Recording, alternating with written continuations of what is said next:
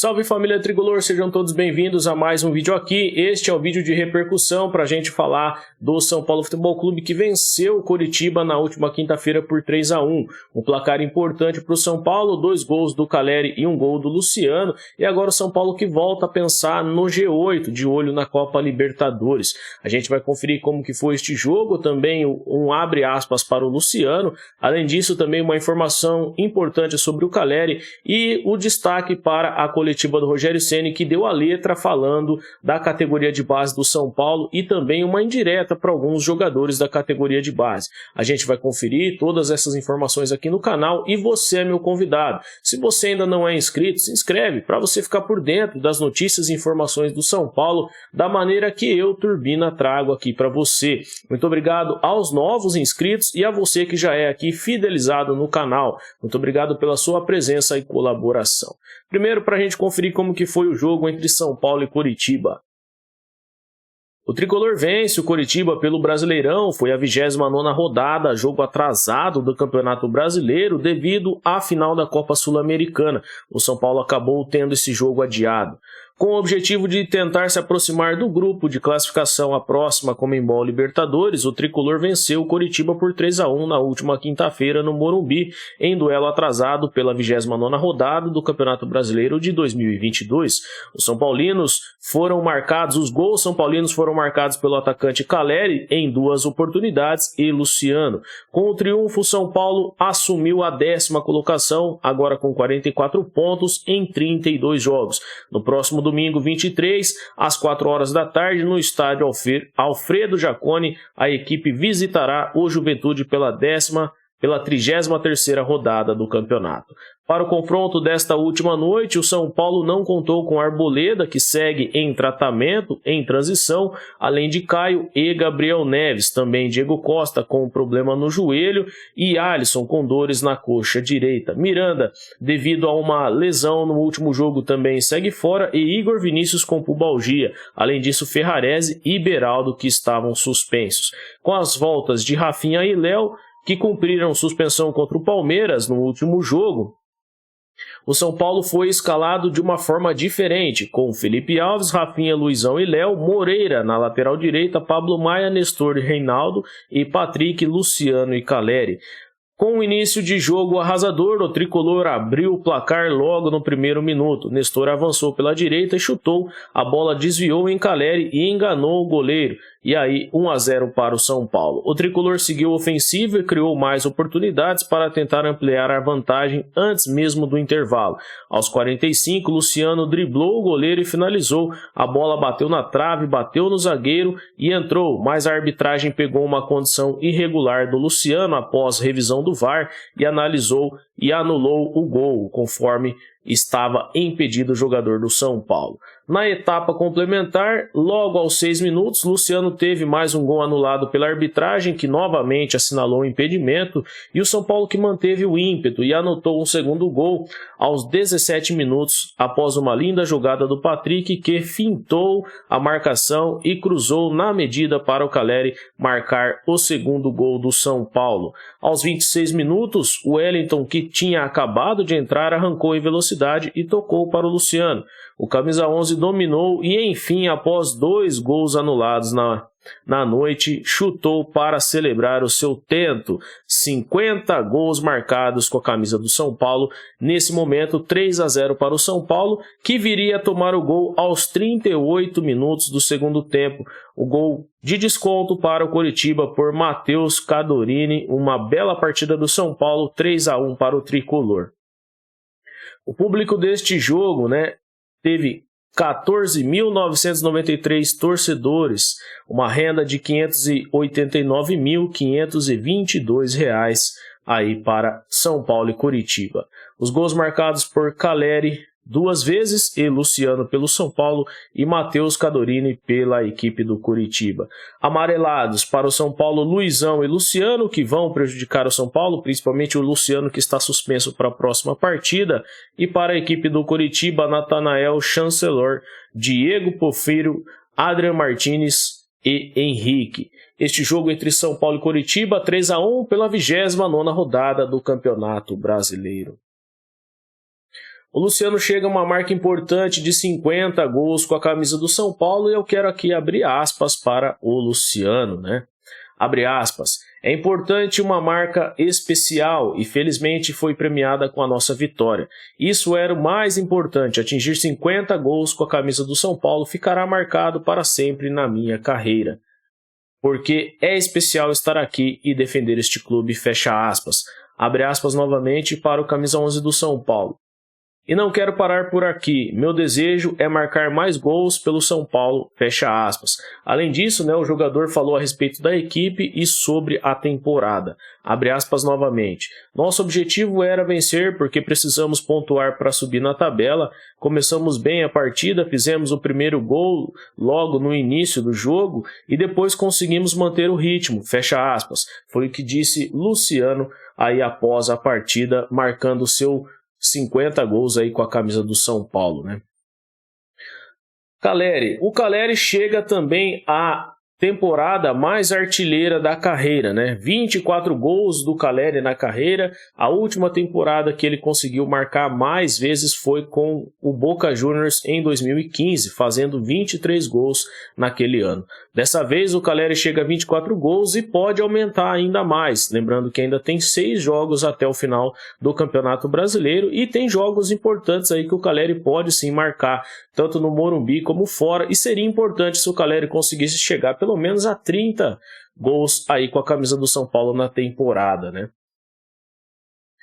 Para a gente falar agora na parte final aqui do vídeo, eu agradeço muito a sua presença, conto muito com o seu apoio. Se você gostou até aqui, deixa o seu like, também se inscreve aí no canal se você ainda não é inscrito. Eu separei 2 pontos importantes da coletiva do Rogério, para falar da categoria de base, principalmente, e também sobre a briga pelo G8.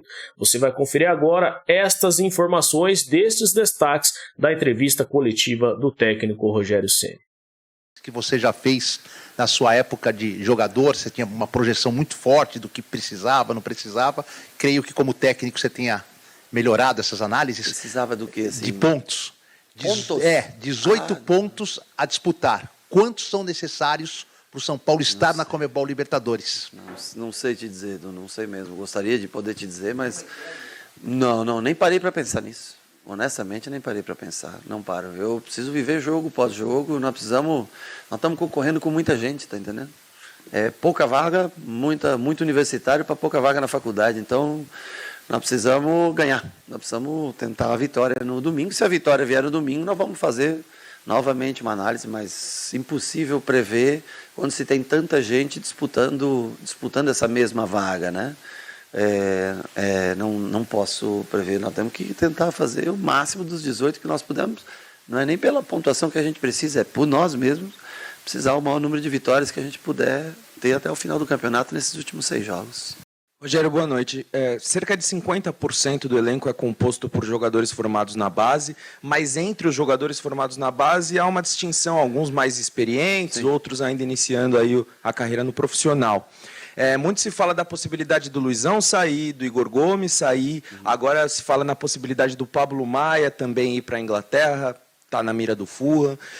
Qual é o impacto que a saída desses jogadores vindos da base, mas que são mais experientes, vêm ganhando mais rodagem, qual que é o impacto desses jogadores, da saída desses jogadores, tendo em vista que muitos dos remanescentes ainda são um pouco crus, né?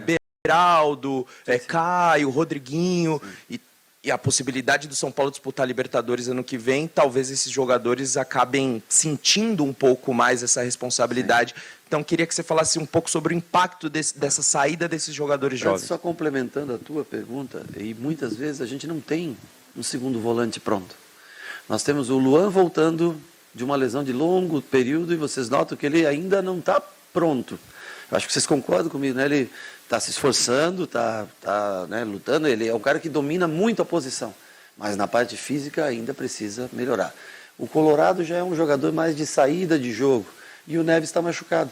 Então muitas vezes a gente também quer trancar um pouco mais o meio campo, e não consegue, porque a gente não tem com a ausência do Neves lesionado, o Luan que lesionou. O Colorado não é um cara tão defensivo, nosso segundo volante ou é Igor Gomes, ou é Nestor, ou é Galopo, são todos jogadores que já tem mais características de ir para frente. Por isso que a gente sofre, talvez, até em determinados momentos que poderíamos se posicionar melhor defensivamente. Com relação à